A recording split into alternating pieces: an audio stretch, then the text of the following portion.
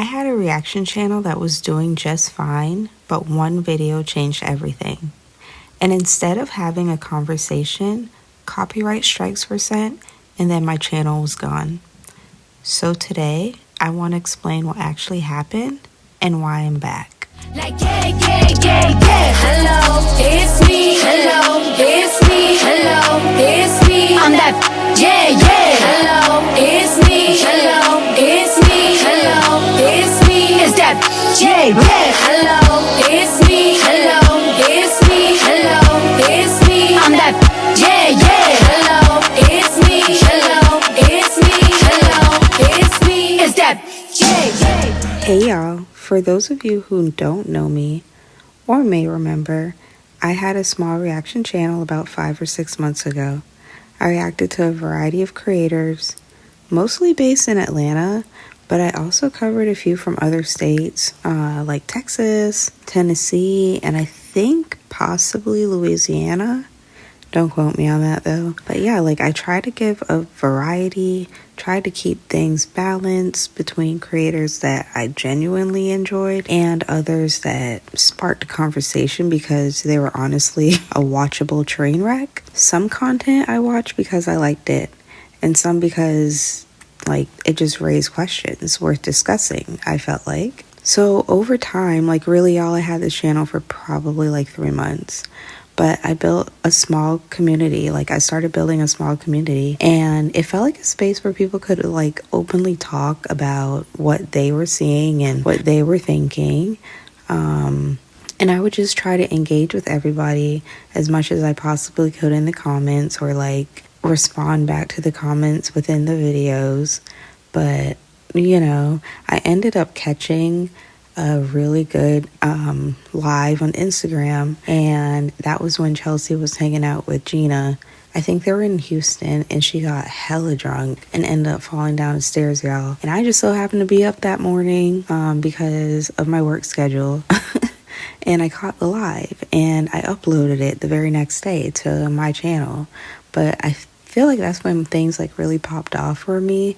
That, and also another reaction channel, King Talks with Mimi, mentioned my channel back then. So yeah, her people came over to my channel and we started vibing, and it was just a really cool vibe. But things shifted after I posted a reaction to another egg-headed ass creator. And the funny part is that I didn't actually focus on her existing drama that she had going on with that man. If you know, you know. And I didn't make any accusations. All I did was what I did with everybody else. I took several of their long-ass, boring videos and edited them down into one video of mine. So technically, I use a very small portion of all of their content, right? From those 3-4 videos that I use. But for her video, I simply just asked viewers what they thought about what was being shared publicly.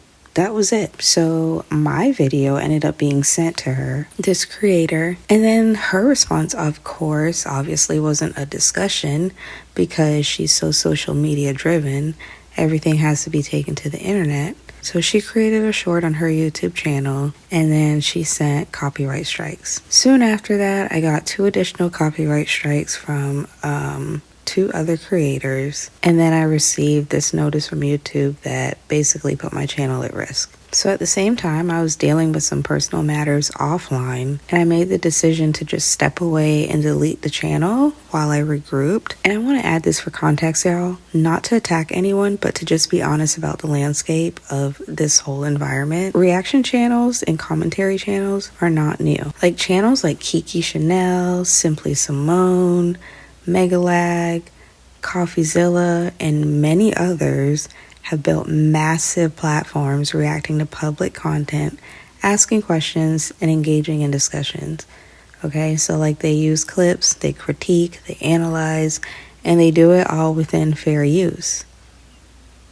So what stood out to me was that those channels are mainly celebrated for their commentary, but my small channel that had under 4,000 subscribers was met with immediate copyright strikes instead of conversation. Yeah, okay, awkward. That just goes to show the type of creators that y'all be supporting. Petty as fuck. But anyways, that contrast made it clear that like it wasn't really about the format.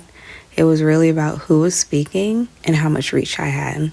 And I feel like that's important to say out loud because smaller creators deserve the same space to discuss public content as larger ones without being silenced for it. But now we're at the end of 2025 and I'm starting fresh. This channel is here to talk about public content, trends, and conversations.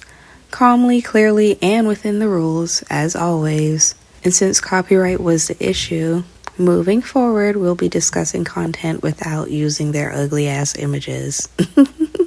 We'll just have to figure it out. But hopefully you're still here for the ride, for the journey, for the same conversations, y'all, just done a little bit smarter.